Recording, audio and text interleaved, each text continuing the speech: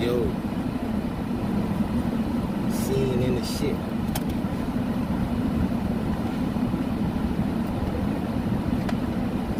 Woo-wee! What's up, chat? Grabbing the work, man. Driving and streaming. Seems like that's the move for today. Sells it all. Wow, this is unbelievably exciting. The conversations I'm having on Wall Street is these guys are like, hey, Jack, don't tell my boss I said this, but the 60-40 portfolio, dead. Bitcoin doesn't need government. Treasury Company 21. Jack knows more about Bitcoin financial services than almost anyone on the planet. He broke down everything that's coming in the future and why Bitcoin will be the global. Unless the administrative, legislative, regulatory situation had shifted, right? So this could have been a very different conference. I'm not saying any of it would have stopped Bitcoin per se, but we have this sort of Goldilocks moment right now where it feels like you can do all the things you want to do. Yeah, I mean, listen, I don't think anyone owns Bitcoin because of what someone in the White House is tweeting, right? If I own Bitcoin because of what a president said or didn't say, then I'd be poor. So, I mean, we all own it because it's apolitical. It's been successful no matter what a government has done or not done for it. But I do think what is bipartisan is we're living through probably the most fascinating macroeconomic time of our era. I think we're living through a monetary regime change. I'd be shocked if the dollar, the current iteration of the dollar as a world reserve currency, were to remain. So I do find this administration's support for Bitcoin to be very interestingly timed. And then now we're in trade wars and what's going on with China. I think it is as cool a time to be working on Bitcoin as I've ever seen in my 13 years. So we used to be the crazy people when we talked about that monetary shift and Bitcoin becoming the global reserve currency. And a few months ago, Larry Fink, the CEO of the largest asset manager in the world, said if the dollar continues in its path, it will hyperinflate, our debt will explode, and Bitcoin will become the global reserve currency. Yeah, our new CMO. I mean, it's wild. Yeah. But, I mean, what do you make of people like that now seemingly understanding? I think a lot of people were skeptical of the BlackRocks of the world coming in. When you hear someone like him talk, it sounds like he's legitimately orange-pilled. I think it's validating, right? Like, Bitcoin doesn't need you need Bitcoin. The first step of adopting Bitcoin is humbling yourself, and you are not the main character. Right. That was my advice to El Salvador. That's my advice to anyone that cares to listen, is that this thing is bigger than all of us.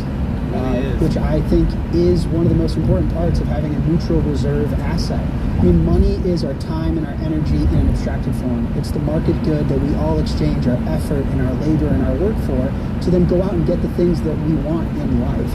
And so to have that be a neutral asset that no one is bigger than is critically important. So I think Larry Fink has realized, like, I'm not bigger than this thing. The ego has reduced, and he's just become a part of it and contributed to it. And I think it's paying dividends. It was his most successful product ever. So that's the Bitcoin story. Too, is you think you're smarter than it, you think you're bigger than it, you think you're more successful than it, and then you realize.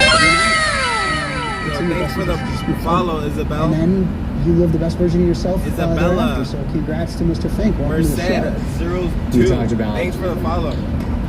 Appreciate that. Where are you from, talked about El Salvador, right? It's sort of there in passing, and I don't know if I've ever asked you for an El Salvador update. Obviously, for those who don't know or maybe weren't here, you made the announcement, right, at a much smaller Bitcoin conference at Mana Winwood that they were adopting Bitcoin as legal tender. It was still one of the most surreal moments, even for me, and I think for anyone in the space that happened. But talk about where they're at now, years later, and what Bitcoin's done, in your opinion, for El Salvador. I'm proud of El Salvador. When I was having the meetings with the government, this was really changed our whole economy. January even of 2021. They wanted to not. It wasn't only about Bitcoin. It was, let's be tough on crime. Let's be clean. What are innovative policies that would invite? I mean, El Salvador is never the home of Google engineers, MIT professors, the most brilliant financial minds in Wall Street. it never attracted that level of talent, and it was how can we become a beautifully aesthetic place for humanity to prosper and turn our story around. And Bitcoin became a core nucleus of that, because guess what?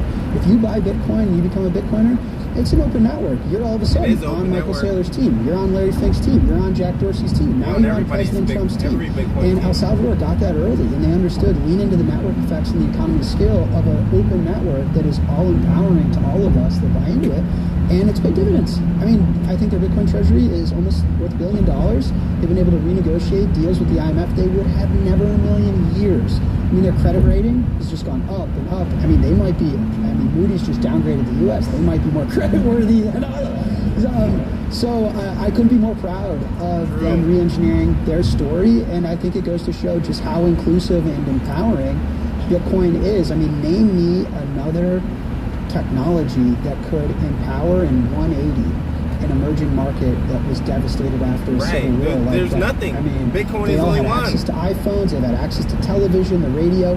Nothing could have done that except Bitcoin, in my opinion. So I'm proud of them, and I'm thankful for their contribution to the story. It begs the natural question, if the entire world has seen this, which they have, why haven't we seen a second El Salvador yet? Right. Well, I think El Salvador I think we're about to see a second El Salvador in the United States, but...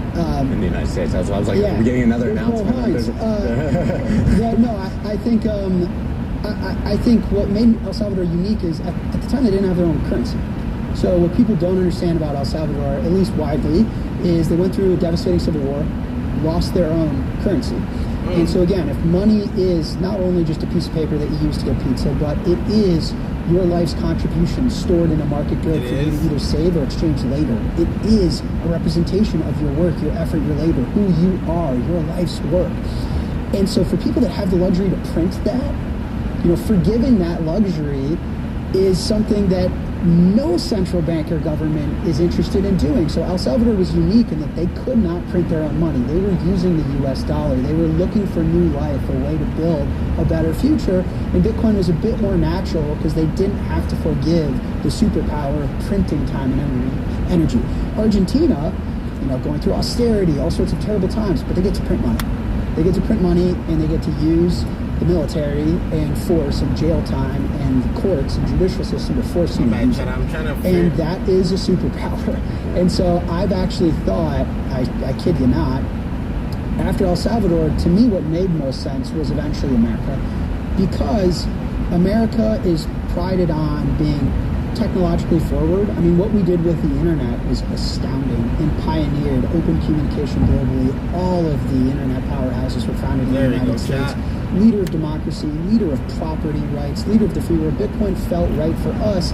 Now, also, we're the world reserve currency issuer, which means we have the most debt, which means we run the most fiscal deficits, which means naturally we're going to start to have an interest in not being the world reserve currency, where are you from, and Isabella? owning and stockpiling and eventually transitioning into some world reserve asset status.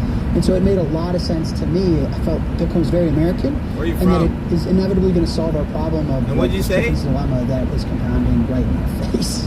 Yeah, I think there's a sinister side too to why El Salvador was so successful, which is that the United States couldn't attack their currency. Yeah. So you saw Argentina start to talk about actually some level of Bitcoin adoption. The IMF came in and World Bank and said no, and they could attack their currency, and which we've seen. And El Salvador had like such a, Bukele, as far as innovating, younger, his appeal to his population, he's the most popular politician in the world. So it was in many ways a perfect storm to be an innovative first mover. It was like a Michael Saylor-esque moment for those that weren't around back then, of perfect leader, perfect moment, perfect time for the country, and how replicable that was. I think people got ahead of their skis a little bit, but I do think the next iteration of that is the world reserve currency issuer is destined to have really catastrophic problems. It doesn't matter who you are or where you are.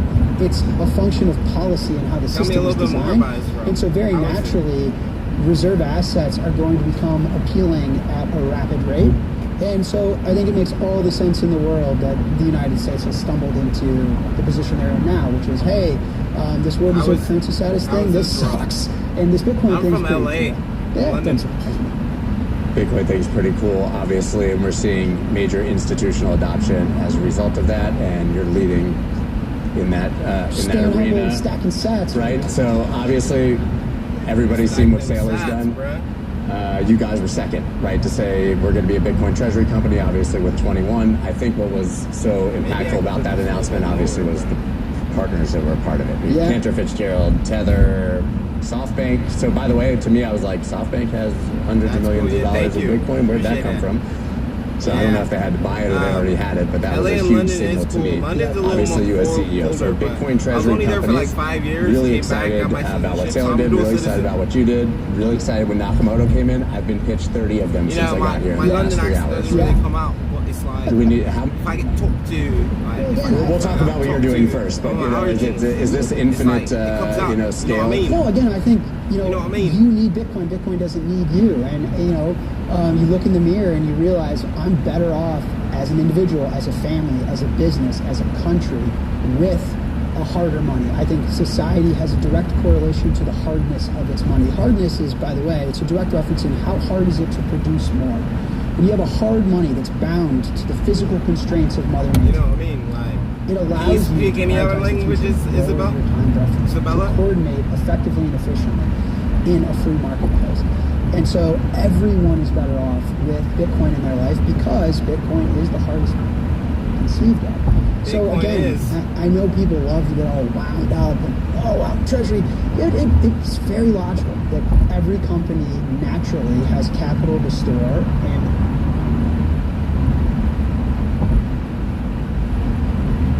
they're going to store it. And, most Saylor loves thermodynamic, but it's bound to the physical realities of the universe. Life do.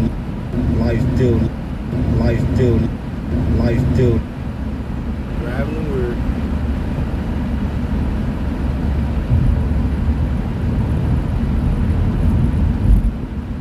So this shit is amazing. Just came from this building over here to test that and walking. This makes it the safest place for me to store my work. So it doesn't surprise me whatsoever. I think at 21, one of the reasons I co-founded it with Tether. I've known these guys forever. We've been in Bitcoin for both of us way over 10 years. This isn't a pivot from some other operating business. No. We didn't get into Bitcoin recently. Who do you watch this on isn't anything to do with the White House or the administration.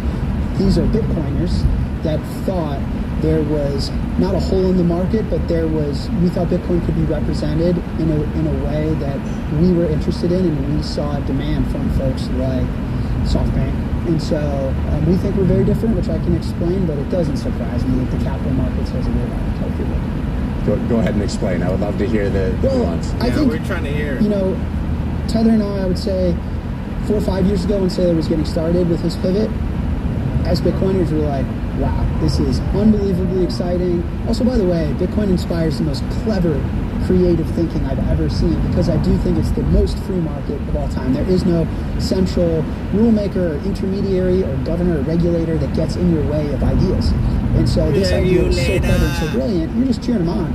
I would say maybe 1 to 2 years ago, the amount of institutional demand has far exceeded, I think, any Bitcoin. I mean, these ETFs and this administration and the amount of demand in the capital markets, and especially now we're seeing whether it's tariffs or capital controls, is this American First Investment Policy, which is, hey, China, take your money and go home.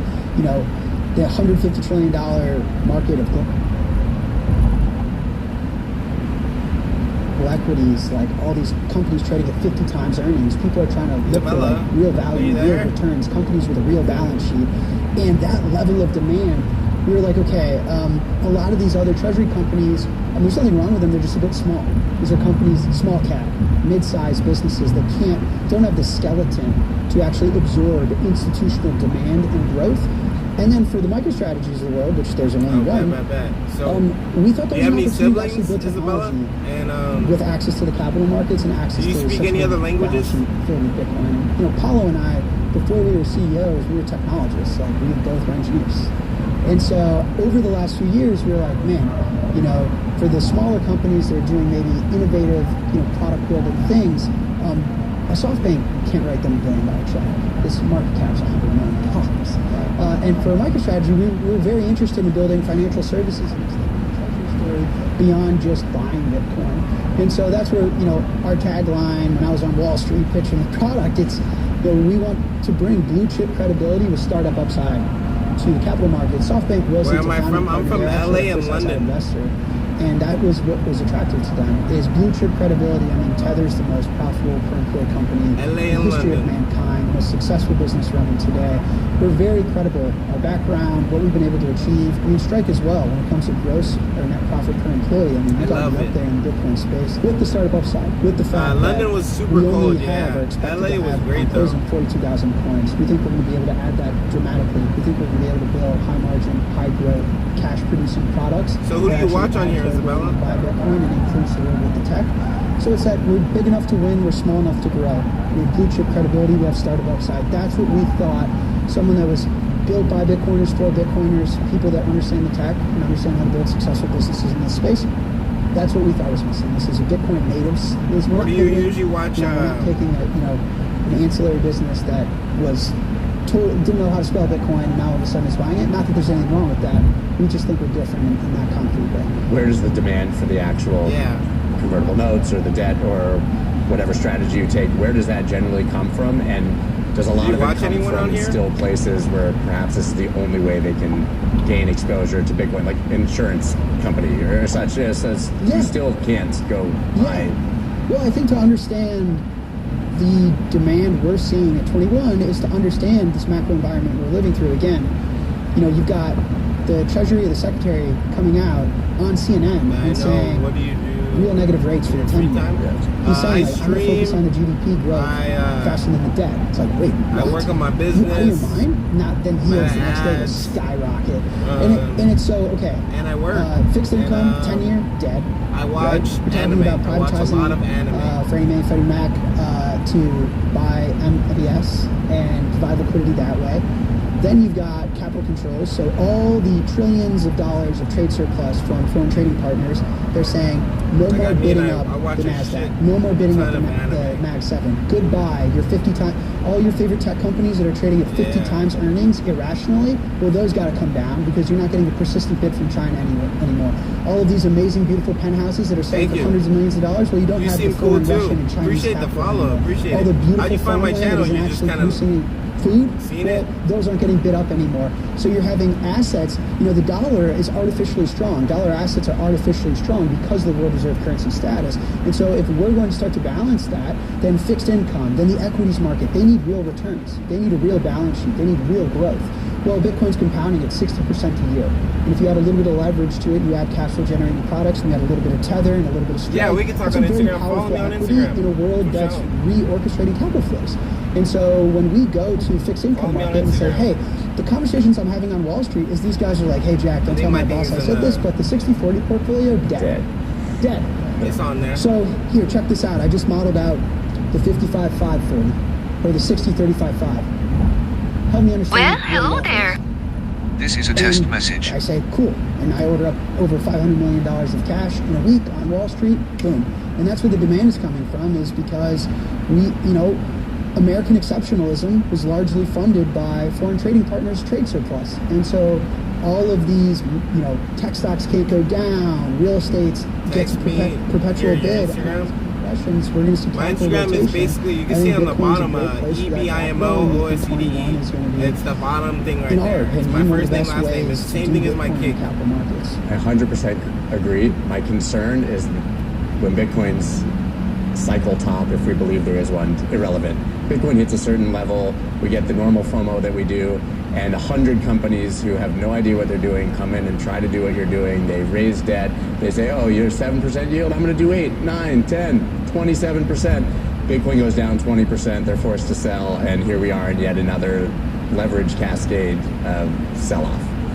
Nothing to do with what you're doing, but there's people who are going to see it successfully. Good. And try to imitate it at the wrong time with zero structure. No, I love it. I mean, listen, I love when, a childhood friend says, well, what if Satoshi Nakamoto comes out, takes his $1 million or million Bitcoins and sells it all? I'd be like, I'll buy buy it. Yeah, just say, everyone in this room will buy. Everyone in this room will buy it. I'm a buyer. I'm a buyer. So if you've levered yourself up to your neck and you're puking Bitcoin at discounts, Did you just follow I'm me? buying. So Bitcoin is the best money to transfer wealth from the impatient to the patient, from the irresponsible to the responsible.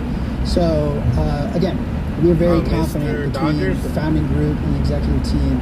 We've been in Bitcoin a very long time. We've built lots of successful businesses, and we know exactly what we're doing. I've lived through many cycles. I missed one halving. I was not there for the 2022. So you were like 3. No, not quite.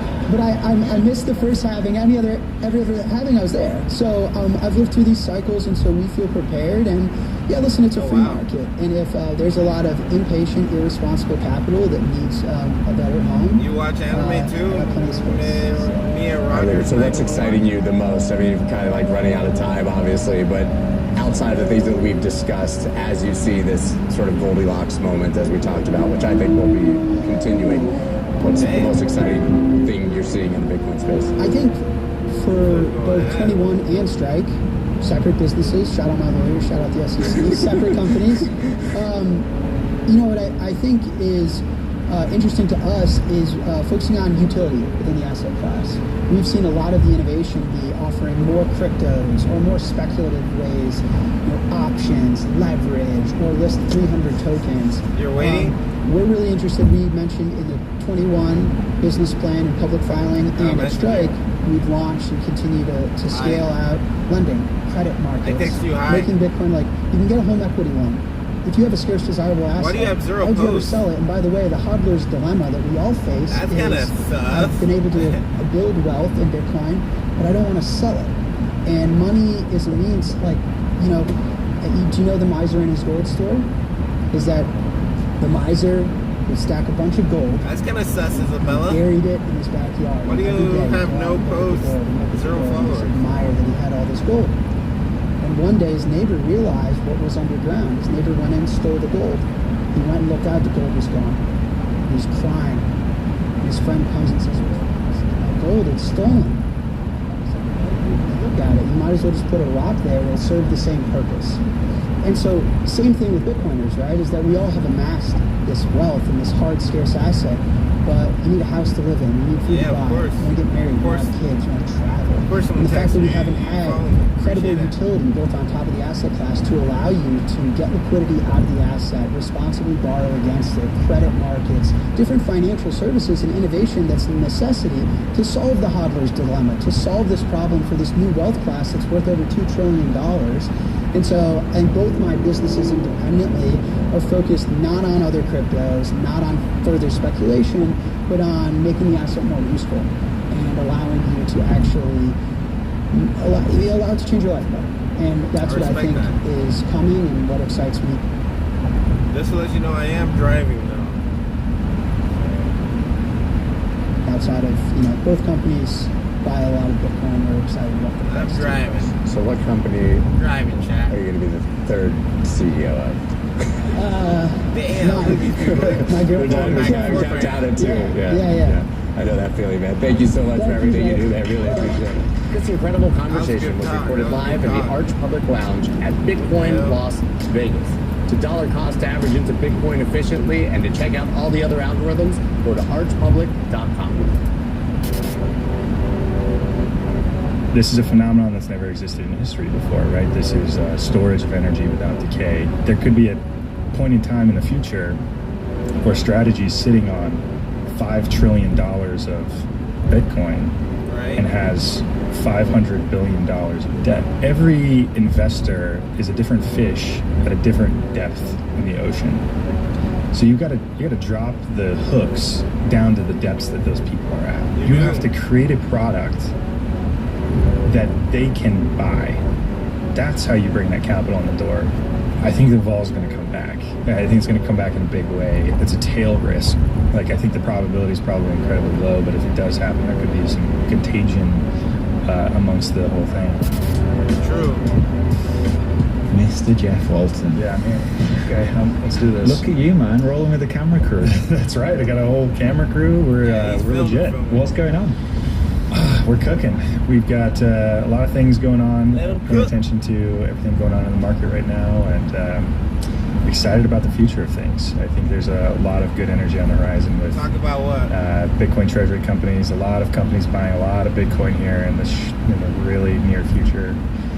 Some exciting things with strategy, potentially posting the biggest Q2 Yeah, we can talk about earnings gain by any Bitcoin treasury company. This is potentially the largest single earnings period that strategy will ever have in company history. They've never had a earnings report greater than $500 million, and it's looking like it's going to be greater than $5 or $6 billion as of today. So 10xing the historical largest earnings report they've ever had. So exciting times. Things are going good. Things are going good. I'm going to be the doomer in this conversation, I think. I love it. Because, like, honestly, I feel like I'm losing my fucking mind.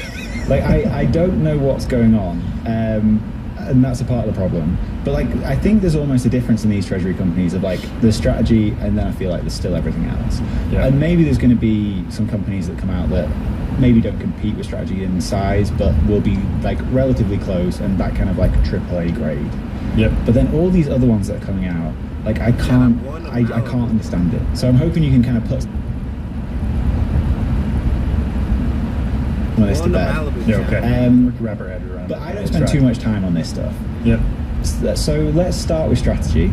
Okay. We did a show about this, I don't know, 4 or 5 months ago. And like that was probably the first time I'd done like a real deep dive into this. But I want to kind of start from the start. Like, give me the lowdown on like where strategy are at the moment, what's going on. Yeah, okay, well, You know what, we'll jump right into it. So strategy well, right I pay now for is ChatGPT. holding 592,000. I paid for ChatGPT, so on the balance sheet. Mhm. As of today, I think it's about $62 billion yeah, I don't worth really of need Bitcoin. any of They have that. $8.2 billion worth of debt, and then $1 billion worth, or $3 billion worth of preferred equity outstanding. So they've got about equity. $10 to $11 billion of debt per se. So you've got $62 billion of assets, $11 billion of debt. You're thinking a leverage ratio around 15.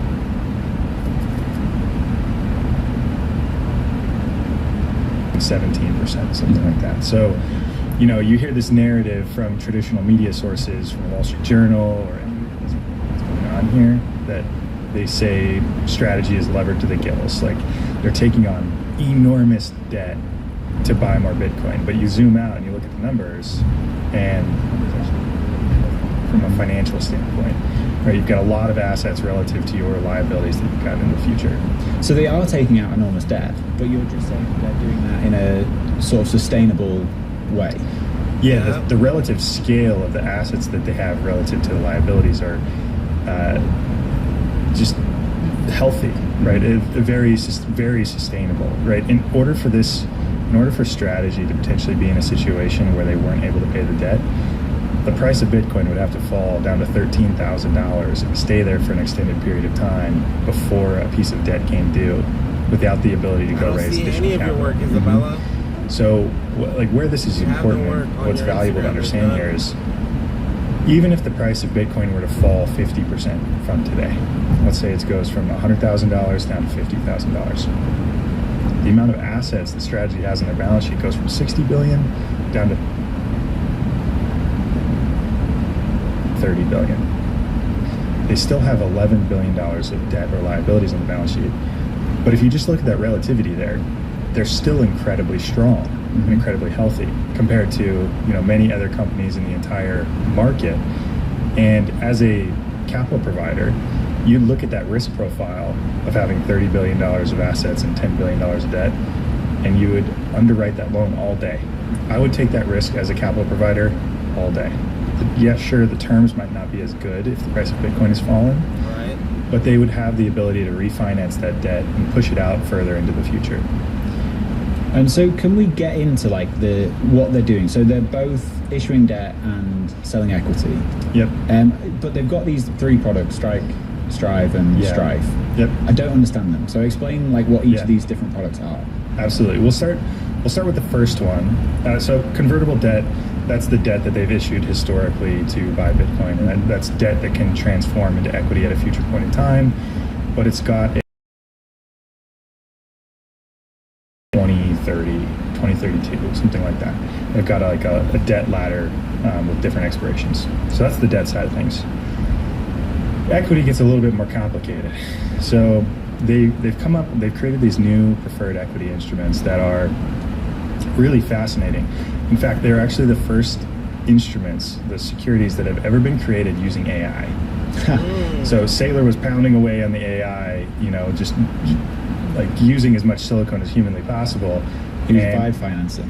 Yeah, exactly. Just, getting the vibes right and then passing it over to the legal team and saying, hey, this has never been done before, but we're going to do it.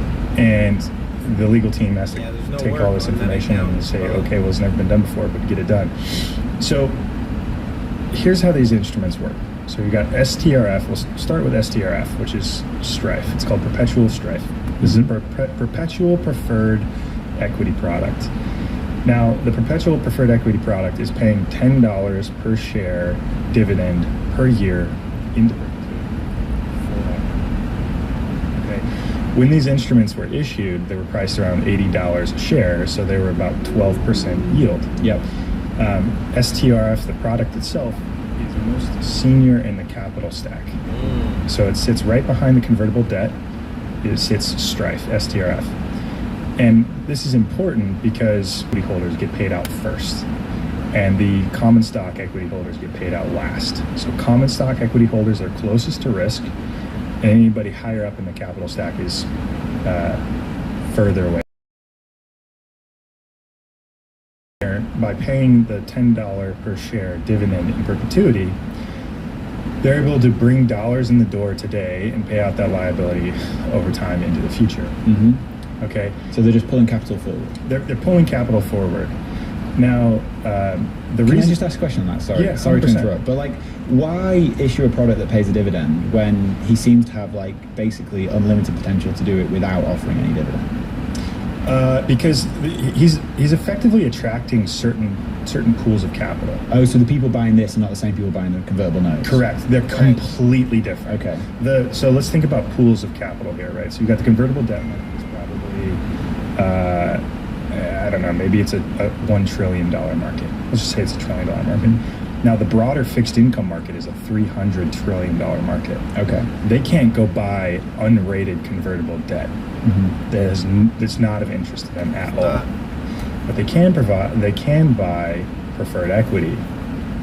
Now, this preferred equity is also unrated, meaning that a credit rating agency hasn't come in and said this is A rating or B rating or C rating or whatever that is. But so by those instruments not being rated, they still kind of limit the pool of capital that's able to buy these potential products. Now, one of the reasons this works is because with STRF, that Perpetual Strife, the most senior preferred equity product, they're giving up Bitcoin upside in exchange for downside protection and reduced volatility. Right? So you're getting a relatively high yield, but you have no Bitcoin upside. Right? It is completely disconnected from the price of Bitcoin. You just get the dividend. You just get the dividend. Yeah. Okay. Now, MSTR shareholders, the common stock shareholders, take the excess risk. So the common stock shareholders are taking the excess upside, and they're also taking the excess downside. So if you're buying Strife, from Saylor's perspective, the reason he would issue that is because he expects Bitcoin to go up more than 12% a year, which is the dividend he's paying out. Yeah, so where this gets really interesting is that because this preferred equity product is fully liquid, the market is determining what the yield is at any one given point in time. Okay. Right. So when it was first issued, the yield was 12%. Okay. Since then, the price of the underlying equity has gone up because people are starting to realize this is not a very risky product. This is over collateralized by 6x. There's 6 times the amount of assets they have relative to the amount of preferred equity that they have. Yeah. There's no other product like it in the market. There's no physical risk associated with this. If there's a hurricane or an earthquake, like the Bitcoin's fine. Yeah. Right? So the market is saying, oh, this is actually not very risky. So the price has been going up. So the relative yield has been coming down. So it's helpful to think about the yield of these products relative to other risk assets in the market, other fixed income assets in the market, bro. We should and put some more in put our them savings, next to each other, bro. compare them. right? All So the black risk-free people, man. rate, We don't even have U.S. 10-year Treasury the is average amount of black 4.5%, person. and They this only is have paying 10%. $2,000 left And for the U.S. their kid. government is got an 800% leverage ratio. They're bruh. like They should incredibly all put this in over-levered, Bitcoin. right? Put And they can 10% of print your- money into your portfolio on infinity. Bitcoin. And now you Put look at this 10% other of your savings asset in over here Bitcoin. that's 6 times All your savings in over-collateralized Bitcoin. with a Leave it 15% for 5 leverage years. ratio You're gonna triple X your with money. no physical risk. And it starts to look incredibly attractive. Mm-hmm. There are some other, just to put this into perspective, right? Boeing offers preferred stock to the market. The preferred stock that Boeing offers pays 6.5% interest. They've got planes falling out of the sky, right? You know, like airplanes are exploding. Another one. Don't say that. I've got a flight this I know. afternoon. And it's a Boeing. Yeah, it's probably a Boeing. Another comparison is there's this utility company in the state of California. It's called PG&E.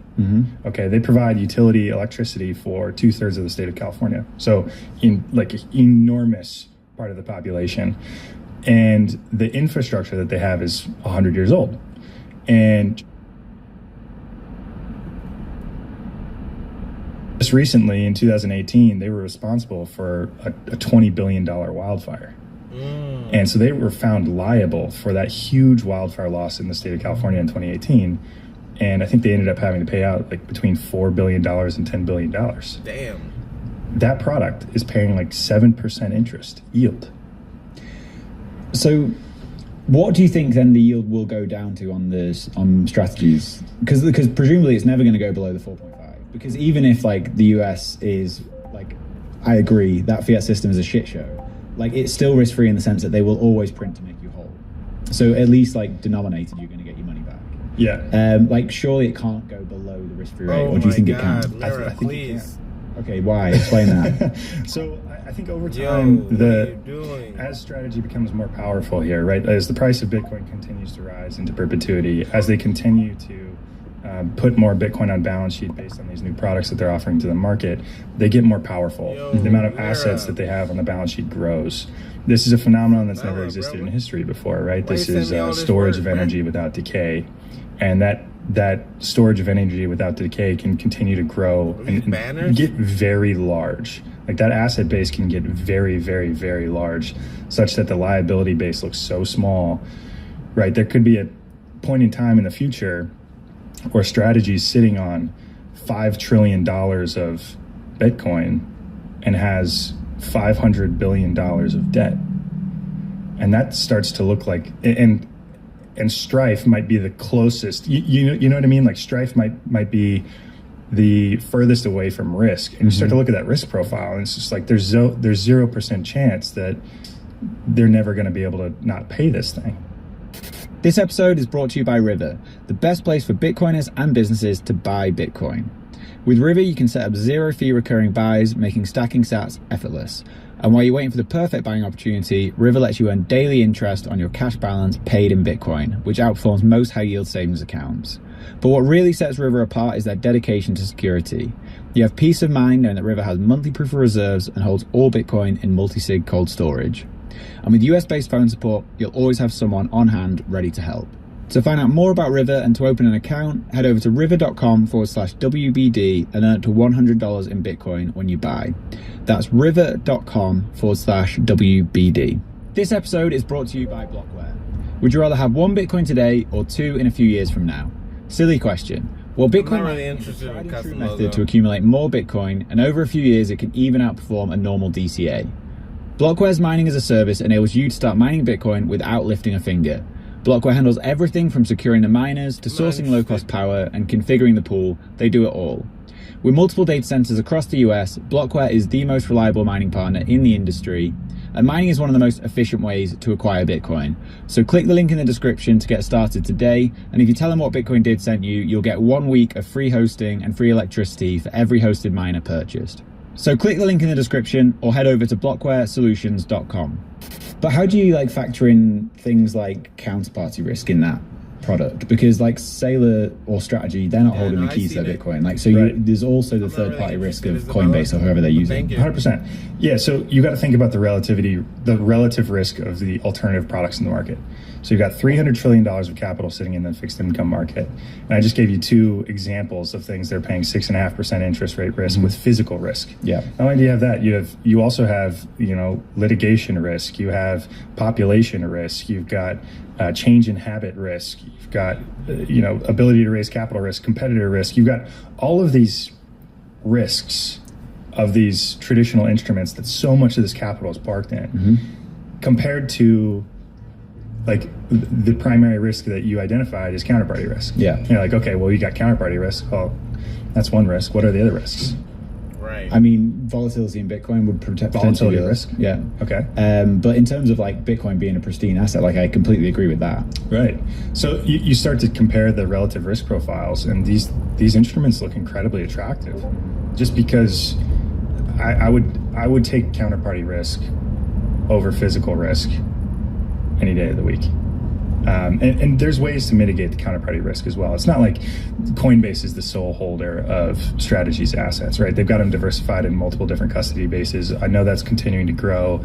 They've got, thousands of different wallets. As the amount of capital grows that they hold on balance sheet, the number of wallets is going to increase exponentially. So yeah, is there risk associated with that? Absolutely, but that can be mitigated in various different ways. In terms of like the counterparty risk, do you think Strategy should self-custody Bitcoin? That's a tough question. I don't. There could be a huge risk. Well, what does well. self-custody look like? Right? For them, maybe they use Anchor Watch. Maybe Anchor Watch, right? I mean, that's. But even in that, that's self-custody, but with like a institutional wrapper, right? Sure, it's better than Coinbase and these other custodians. Absolutely. I think there is a future where maybe they've got some, technically self-custody. Yeah, Or else they're using. Okay, so That is true.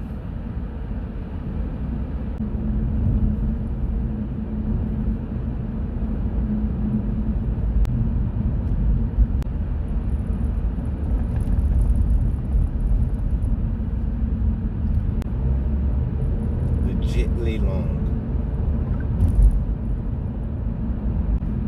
Time to pieces. My afterlife. I guess the real question is, my thesis is there's going to be kind of what this comes down to, in my opinion. Does the fixed income? Yeah. And I mentioned this at the beginning. These instruments are currently not rated by any, I know Sailor and team are pushing to get these rated. And what's I think this is a really obvious question.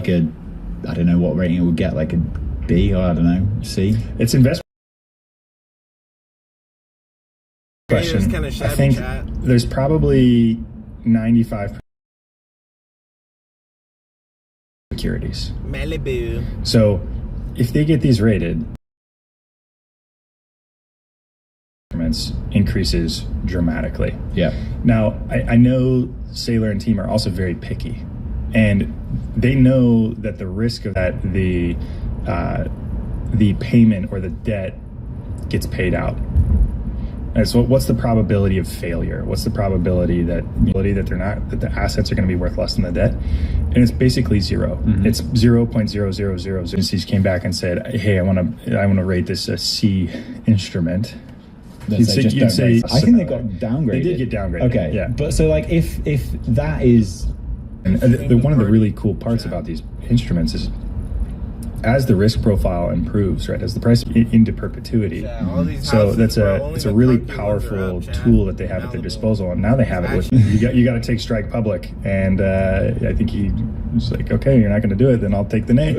Or the fixed income market that had Bitcoin-like returns with downside protection. Okay. So there's two elements. And what does one share of Strike cost right now? $104 falls.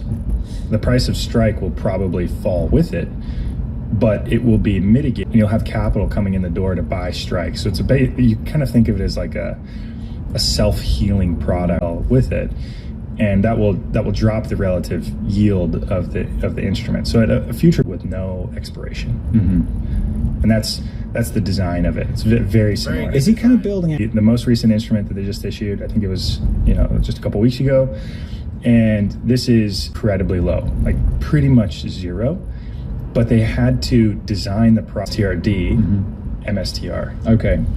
So they're just less likely to get paid out on that stack. I mean, STRF is 2.1 billion. So they want to issue 2.1 billion of their investment grade plus whatever's on the convertible debt. Yeah. So you might have $30 billion of, risk above you. Yeah. ATM shelf registrations on each one of these products, which is also you that day and buy Bitcoin with it. Yeah. So those ATMs of those additional, primarily because of the ATM issuance on MSTR. Yeah. And that ATM issuance on MSTR has modern STRD. There's dilution to that market, but they're able to monetize that capital and leverage ratio. Okay. Can I ask you a personal question? Absolutely. Are you a Bitcoiner, Jeff? Yeah, do you absolutely. have Bitcoin now? Yeah. They're not necessarily going to Bitcoin first. They're going to things like strategy and